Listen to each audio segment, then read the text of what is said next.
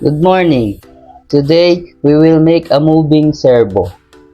And here are the components. 3 jumper cable and 1 servo. First is we will connect the jumper cable into the servo.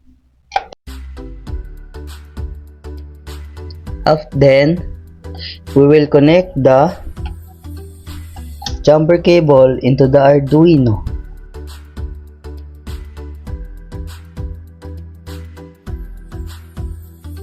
And then here is the connector from the laptop. We will connect it to the Arduino.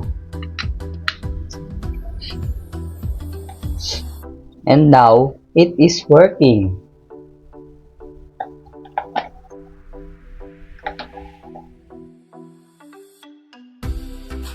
Good day everyone, this is Junior Sonel Baclao. We're gonna explain the code for activity 10, moving a servo.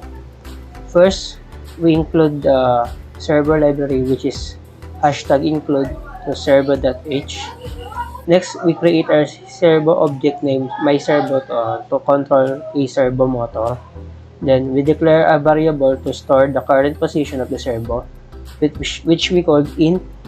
Then post equals to 0. Then next we set up the function that runs once when the Arduino is powered on or reset. Then in the void setup, we attach the servo to pin 9, which is the myServo, then that attach, then 9. Then in the main loop function, in the void loop, we use for loop to move the servo from 0 to 180 degrees. So if the servo goes from 0 degrees to 180 degrees, it will set the servo position to the current value of pose. Then it will wait for the servo to reach the desired position. Then here is the opposite of the rotation of microservo. From 0 to 180 degrees, it will now from 180 to 0 degrees. That's all. Thank you.